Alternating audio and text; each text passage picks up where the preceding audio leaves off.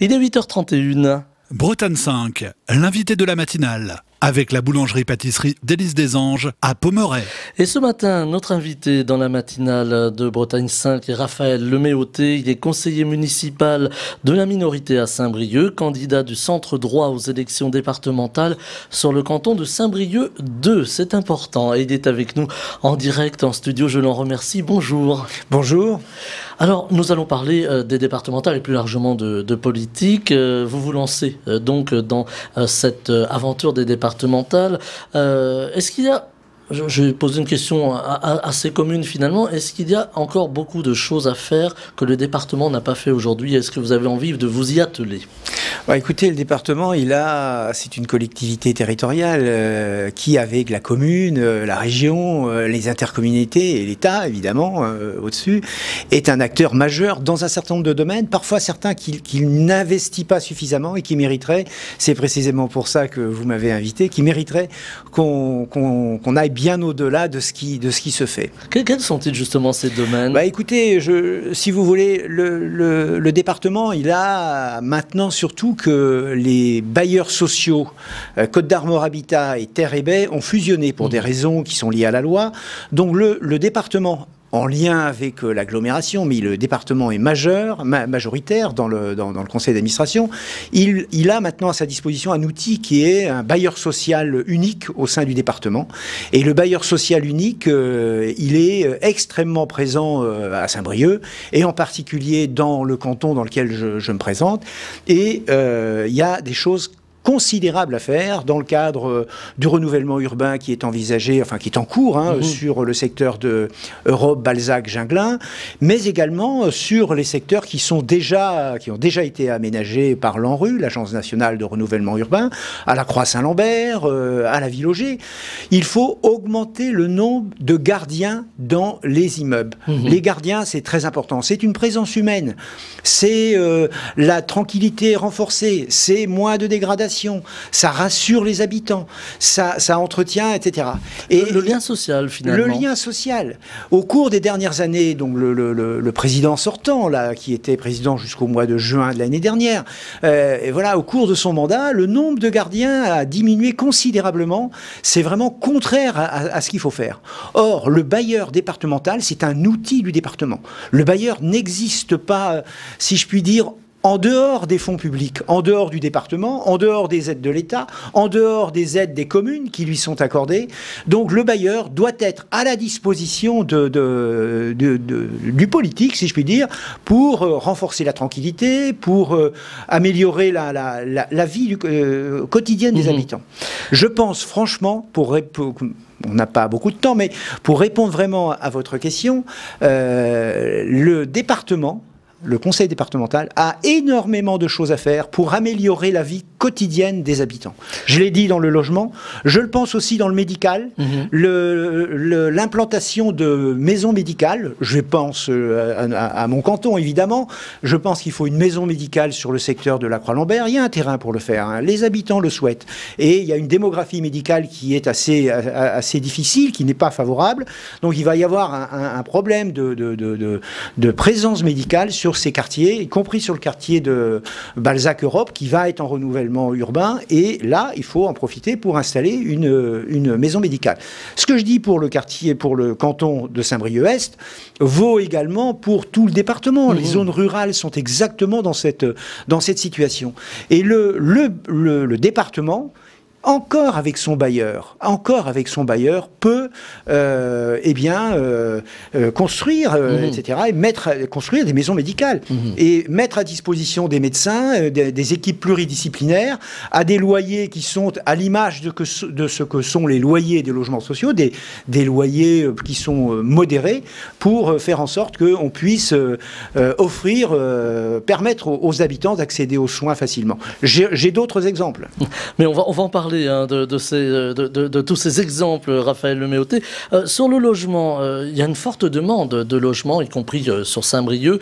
Est-ce qu'il va falloir construire à nouveau ou repenser l'urbanisation? Alors, vous parliez du quartier de Balzac, hein, où on va voir disparaître des tours. Est-ce qu'il faut repenser l'urbanisation, finalement tourner la page des années 70? Ouais, écoutez, c'est le renouvellement urbain qui est porté par l'État, hein, et l'Agence nationale de renouvellement urbain, dont j'ai été un des membres du conseil d'administration dans une vie pas si ancienne. Ce renouvellement urbain, il est indispensable. Il faut améliorer le cadre de vie des habitants. Il faut éviter les concentrations. Il faut éviter les relégations des quartiers. Il faut ouvrir les quartiers pour faire en sorte que les quartiers qui ont été relégués, dans lesquels historiquement il y a eu des populations les plus pauvres qui se sont de plus en plus pauvres, hein, qui s'y sont installés, puissent voilà, être ouverts et être reliés à nouveau dans le centre-ville, qu'on puisse y trouver de l'activité, qu'on puisse y trouver des commerces. Et là, c'est encore un rôle que le bailleur social du département peut faire. Il peut acheter des cellules commerciales, les louer à des tarifs modiques pour que des commerçants puissent trouver une rentabilité suffisante pour s'installer. La culture, les cinémas. Il y avait un cinéma dans le quartier Europe, il a été fermé. Bon, il est devenu un amphithéâtre pour l'université. Très beau bâtiment, de reste. Magnifique bâtiment. Donc, si vous voulez, il y a des choses très, très positives, qui peuvent être faites pour améliorer le quotidien des habitants. Alors, oui, il faut refaire la ville sur la ville. Ce sont les termes que l'on utilise aujourd'hui. Il faut éviter de consommer de l'espace naturel. Et il y a énormément de bâtiments qui peuvent être réhabilités. Alors, je ne dis pas que le bailleur social doit tout faire, mais il a sa place, il a une place forte. Et quand je dis bailleur social, je dis département. Alors, je le disais en commençant, Raphaël Leméoté, vous êtes conseiller municipal LREM, hein, donc de la minorité à Saint-Brieuc. On voit que Saint-Brieuc, quand même, bouge. Il y a une volonté de bouger. Alors, on ne va pas rentrer dans de la politique politicienne ce matin, forcément, mais il y a une réelle envie de bouger. Est-ce que vous, de votre point de vue, d'élu de l'opposition, vous trouvez que c'est une bonne chose?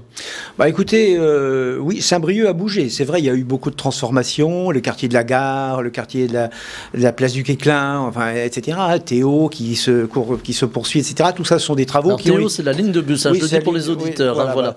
Ce sont des travaux qui ont été engagés sous l'ancienne municipalité.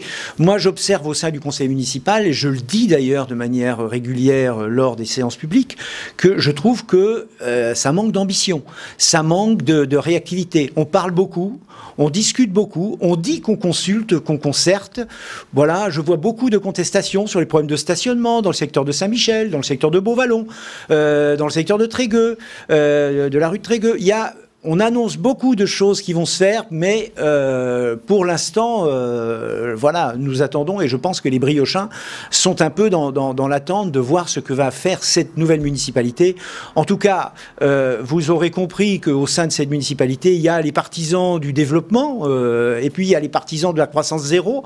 Donc il faut essayer de trouver la juste mesure. Comment mettre le curseur au bon endroit? Voilà, et justement, le curseur, il se balade actuellement entre, c'est un peu l'impression que ça donne, il se balade entre ne rien faire ou défaire, et puis le tout faire. Voilà. Donc pour l'instant, nous sommes dans l'expectative, et je pense qu'il y a beaucoup de briochines et de briochins qui sont également dans cette expectative, et qui ne comprennent pas, et qui sont quand même déçus d'ores et déjà. Ça fait presque une année, hein, ça fait que les municipales sont passées. Je veux dire, qu'est-ce qui s'est passé? Qu'est-ce qu'on peut dire qui s'est fait, à part l'arrêt d'un lotissement sur le secteur de la Villejoie, à part la consolidation d'un réseau de pistes cyclables qui avait été initié par l'ancienne municipalité, à part la poursuite des travaux de Théo. Voilà, je suis peut-être sévère, mais je suis surtout réaliste, et j'essaie de voir la situation en briochin, en citoyen de base, et que je suis. Et voilà.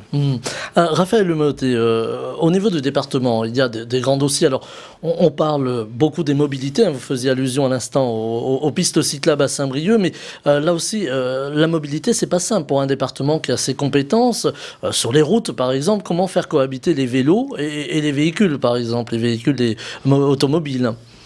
Alors, écoutez, je pense que il y a des opportunités qui s'offrent évidemment au département pour mettre en place un réseau de pistes cyclables. C'est déjà bien parti. Il y a les anciennes voies ferrées qui peuvent être utilisées pour cela. Il y a des anciens chemins ruraux.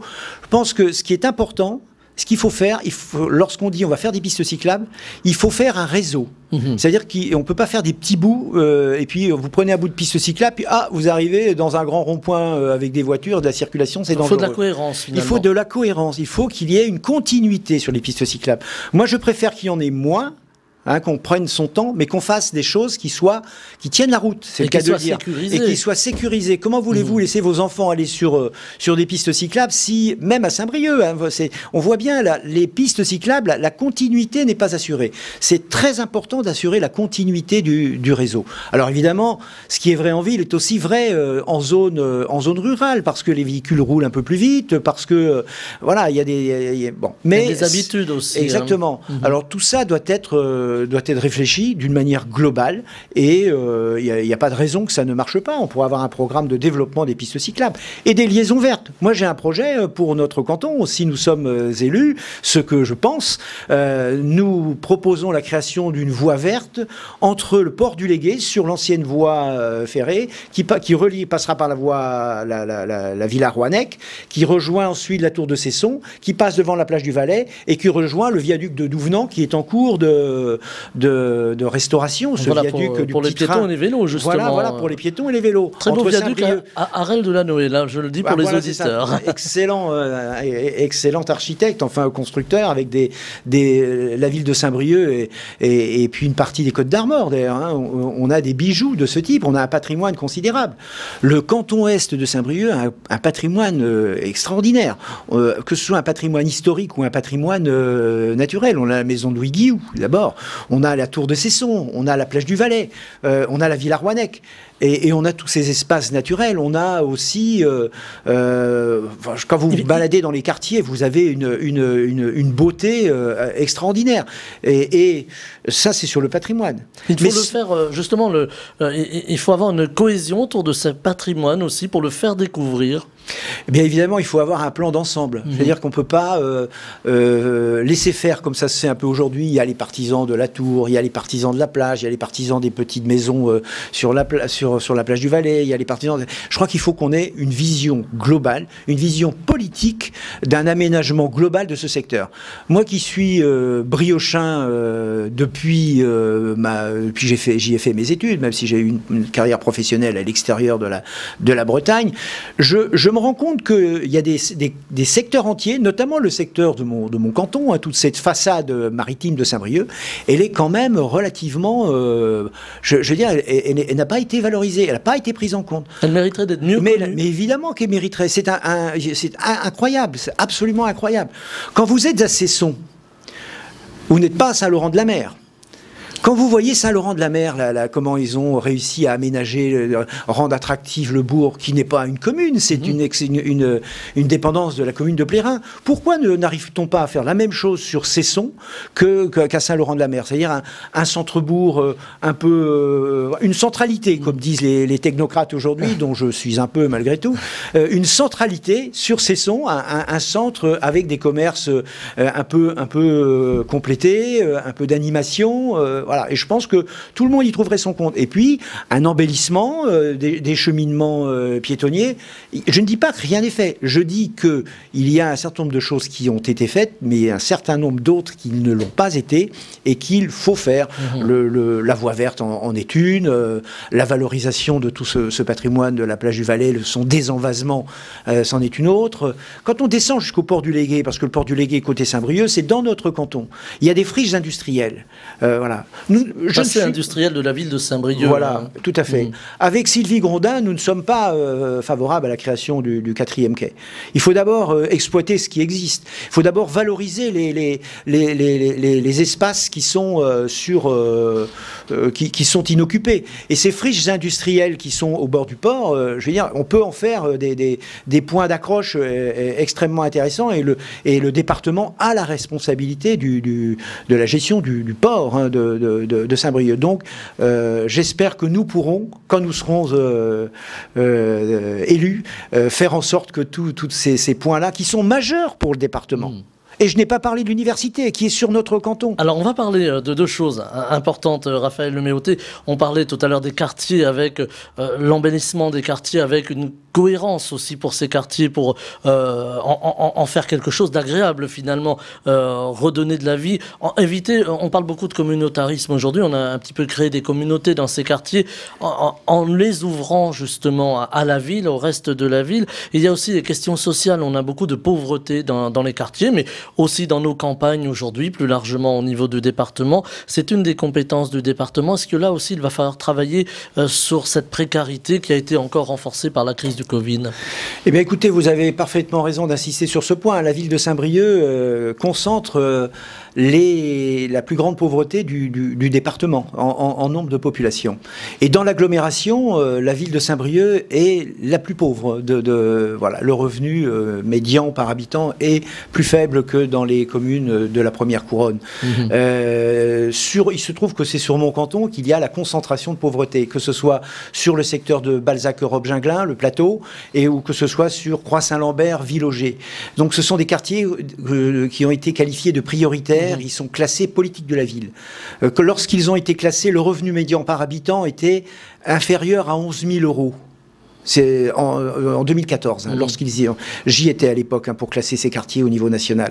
Eh bien, je puis vous dire que l'action du département sur ces quartiers-là doit être renforcée de manière significative.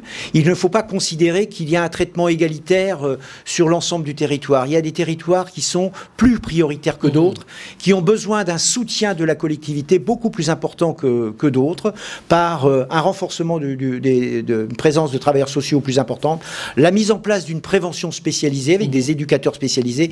Seul le département est compétent en matière de prévention spécialisée et tous les départements ont réduit, ils ont considéré que ça n'était pas une dépense obligatoire. Partout en France, ils ont réduit ce poste. C'est très négatif comme décision. Donc moi, je pense qu'on doit renforcer cette prévention spécialisée. Réintroduire du social, finalement. Réintroduire du social, en effet. Et puis, ce que je disais tout à l'heure, essayer de faire en sorte que on puisse mettre des gardiens dans les immeubles, venir un peu... Il y a aussi un aspect de sécurité. Il y a un aspect de sécurité. Le département est un acteur de la sécurité qui s'ignore. Sécurité aux abords des collèges, sécurité, je l'ai dit, prévention, on va dire, avec la prévention spécialisée. Voilà, je parlais de sécurité, on pourrait plus parler de prévention. Oui, c'est de la prévention. Ensuite, la présence des travailleurs sociaux, l'augmentation du nombre des gardiens. Je pense qu'on peut mettre 20 gardiens supplémentaires dans les 2 ou 3 quartiers que j'ai évoqués sur notre canton. Il y a 600 000 euros qui sont laissés par des abattements fiscaux qui sont accordés aux bailleurs sociaux. Il y a 600 000 euros sur Saint-Brieuc qui sont utilisés, on ne sait trop comment, ils sont un peu saupoudrés. On pourrait recruter sans problème 10 à 20, peut-être pas 30, mais 10 à 20 gardiens. On peut au moins commencer, faire une première expérience sur un quartier. Et puis dans 2-3 ans, dans un an, on fait un bilan et on poursuit. Et dans 5-6 ans, à l'issue du mandat, on dira, bah oui, on a bien changé les choses, on a réussi à faire quelque chose. On ne pourra pas tout faire. On ne peut pas tout faire. Ce qui compte, c'est d'avoir la volonté de le faire. La volonté de le faire, et puis la capacité à le faire, et de dire aux gens la vérité. Et voilà, dire aux gens la vérité. La vérité, c'est quoi? C'est que chacun, à la sortie de la crise Covid, a envie d'avoir une vie plus ouverte, plus simple, plus agréable, et puis de se sentir un bon citoyen, qu'il soit français ou qu'il ne le soit pas d'ailleurs, mais se sentir bien, que toute la population se sente bien. Je suis peut-être un utopiste, mais si on n'a pas d'utopie, eh bien on ne peut pas avoir de vision. Il faut une vision positive et se donner les moyens. Parce qu'on en a, parce que le département en a, et parce qu'on ne peut pas laisser la ville, on ne peut pas laisser la majorité de la ville de Saint-Brieuc, qui est une majorité dont je vous ai dit qu'elle n'arrivait pas à s'entendre sur les projets, prendre les clés du département après avoir pris les clés de la ville et les clés de l'agglomération. Il faut tout faire pour éviter que le département ne soit pris dans des objectifs, j'allais dire, qui sont quasiment un peu portés par des idéologies. Alors justement, on parle de politique, là, on voit la gauche qui a fait une union autour justement de ces élections départementales. Je le disais en commençant, vous êtes plutôt LREM. Aujourd'hui, est-ce que le LREM ne risque pas de souffrir un petit peu de la politique nationale qui a été durement jugée finalement? Est-ce que vous ne craignez pas ça? Est-ce que vous ne craignez pas que ça se reporte sur ces élections locales? Nous sommes liés à la minorité du conseil municipal de Saint-Brieuc, qui est une minorité qui a assuré l'unité. Voilà, par la fusion des deux listes. Bon, ça n'a pas toujours été compris par les Briochins, nous n'avons pas gagné, mais nous sommes là et nous sommes unis. Voilà. Nous ne procédons d'aucun parti politique.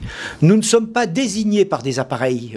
Sylvie Grondin et moi, Adil Bouklata et Muriel Scala, qui sont nos suppléants. Nous ne sommes désignés par personne. Nous sommes volontaires pour y aller. Nous avons envie d'apporter notre expérience, notre savoir-faire, nos idées. Et nous avons envie d'être à l'écoute, nous sommes à l'écoute des habitants pour porter des projets. Donc il y a des bonnes volontés partout.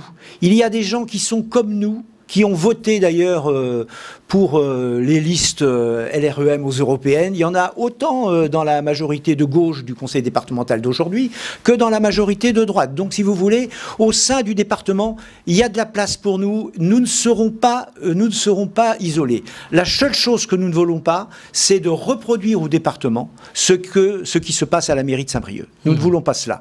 Donc, mais nous trouverons les moyens d'exister et de faire en sorte que notre position, qui est une position qui va de la droite modérée jusqu'au centre-gauche, qui est une position d'ouverture, de rassemblement, soit comprise et soit partagée par nos collègues conseillers départementaux. Je sais qu'il y en a qui sont proches de nous, même s'ils sont aujourd'hui un peu embrigadés dans telle ou telle majorité. Ils sont proches de nous et nous les retrouverons, nous nous retrouverons au sein de l'Assemblée départementale demain pour porter un vrai projet pour ce territoire des Côtes-d'Armor qui est un département pilier, j'allais dire charnière entre Brest et entre les deux métropoles que sont Brest et Rennes. Nous avons une carte à jouer, Saint-Brieuc a une carte à jouer, mais Saint-Brieuc n'existe pas sans les Côtes-d'Armor et les Côtes-d'Armor ne peuvent pas non plus exister sans un chef-lieu fort, dynamique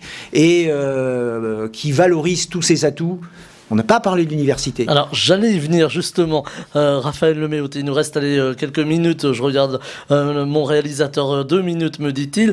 L'université prend de la place, j'allais dire, à Saint-Brieuc de plus en plus. On avait l'impression que Saint-Brieuc était un peu coincé entre Brest et Rennes en termes d'université et plus largement en termes de grandes écoles, comme l'on dit. Et là, aujourd'hui, Saint-Brieuc semble vouloir rattraper son retard. On parle beaucoup à l'issue de cette crise, enfin, à l'issue en tout cas, on l'espère, de cette crise de Covid, de la formation des jeunes qui ont passé une période très difficile. Renforcer la place de l'université dans la ville, est-ce que c'est une des priorités également, et plus largement pour les Côtes-d'Armor? C'est un objectif majeur. Pourquoi c'est un objectif majeur? Parce que, si vous voulez, actuellement, on a des formations qui sont complètes, quelques-unes, des IUT, etc. Mais en termes quand on veut aller au-delà, les étudiants partent à Rennes. Ensuite, ils font leur stage d'ingénieur, leur stage de Master 1, Master 2 ailleurs. Ils ne le font pas nécessairement ici. Et après, on ne les revoit plus. C'est mon cas. Moi, je suis parti pour faire des études, puis je ne suis plus revenu. Il faut qu'on réussisse à installer sur le secteur de Saint-Brieuc des formations supérieures assez importantes, enfin qui sont de niveau important, pour fixer des ingénieurs. Nous avons le zoopôle à Ploufragan. C'est quelque chose d'extrêmement porteur. On a des acteurs économiques agricoles majeurs. On est tout près ici, on a la Coperle, on a les coopératives, le Bouesson, etc. On a d'autres secteurs sur Guingamp, il y en a partout sur le département. Nous sommes le premier département agricole de France.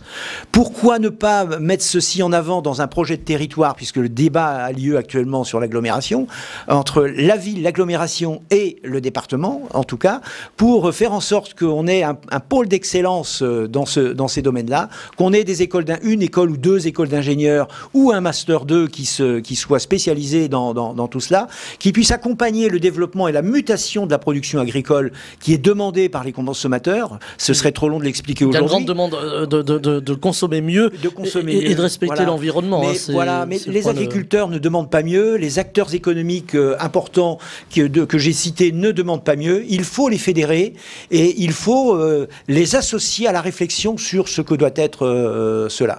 Et je pense que dans ces domaines-là, mais aussi dans d'autres, il y a la mer, il y a l'éolien, il y a plein de choses, il y a les algues, il y a l'Ifremer qui est à Brest, mais bon, voilà. Il y a énormément de potentiel, mais il faut se donner une identité, je veux dire, il faut qu'on ait un phare, si je puis dire, quelque chose qui clignote, qui dise, ah, Saint-Brieuc et les Côtes-d'Armor, c'est l'agroalimentaire de demain, c'est la recherche, etc. C'est un pôle d'excellence pour l'avenir. Donc, il faut développer des formations supérieures sur ces questions-là pour justement, pour fixer nos jeunes, pour donner de l'attractivité. On n'a pas besoin de faire venir des gens, mais on a besoin d'exister et on a surtout besoin, et les habitants ils sont très sensibles, de donner de la perspective à notre jeunesse, à nos enfants. C'est quand même plus intéressant de dire, voilà, on a tout ce qu'il faut à Saint-Brieuc, on a des choses qui se développent, on a des potentialités qui vont être mises en œuvre. Voilà, tu es bien à Saint-Brieuc, et tu es très bien à Saint-Brieuc, il fait beau, il fait bon vivre, mais il faut aussi qu'on puisse y vivre financièrement, et puis qu'on puisse vivre socialement et économiquement. Donc, l'enseignement supérieur, c'est un moteur. Et nous avons la chance d'avoir l'université sur le territoire de notre canton, du canton de Saint-Brieuc-Est. Et là aussi, le département qui est, c'est une conseillère départementale qui est présidente du syndicat. Je veux dire, il y a besoin de faire bouger les choses. Voilà. Il faut pousser les murs, disait Muriel Pénicaud tout à l'heure. Elle était interviewée sur RTL. Et il faut pousser les murs. Et oui, nous sommes là, nous, pour pousser les murs, pour faire en sorte que le département et les acteurs publics et privés travaillent ensemble pour l'avenir de ce territoire. Eh bien, Raphaël Leméauté, on va devoir se quitter parce qu'il est déjà 8h58. On a un petit peu dépassé le temps de parole, mais c'est pas grave. Je rappelle que vous êtes conseiller municipal de la minorité à Saint-Brieuc, candidat du centre droit aux élections départementales sur le canton centre droit, centre gauche. Centre droit et centre gauche. Alors, on va rectifier du canton de Saint-Brieuc. Alors, de Saint-Brieuc-Est, donc. Et vous étiez en direct et je vous en remercie dans le studio de la matinale ce matin. J'ai noté que vous écoutiez RTL, ça c'est pas bien. Voilà, ça c'est pour le petit clin d'œil. C'était en venant. En tout cas, radiophonique. Si vous m'autorisez, je vous remercie. Je voudrais d'ailleurs vous féliciter Bretagne 5 et voilà pour le travail que vous faites et votre engagement pour le territoire breton plus généralement. Merci à vous et vraiment si j'avais l'occasion de pouvoir vous aider demain quand nous serons, ça n'est pas une carotte, mais franchement ça fait chaud au cœur que on puisse venir rencontrer des gens qui sont engagés comme vous dans... Et la parole est libre, et on vous en remercie. La parole est libre, évidemment, sur l'antenne de Bretagne 5 et pour RTL. Je fais un petit clin d'œil à nos confrères que l'on aime bien entendu. Il est 8h59. Merci infiniment, Raphaël Leméauté, d'avoir été avec nous ce matin. Dans un instant, on va parler galop, juste après le jingle tout de suite. Bretagne 5 matin, Stéphane Hamon.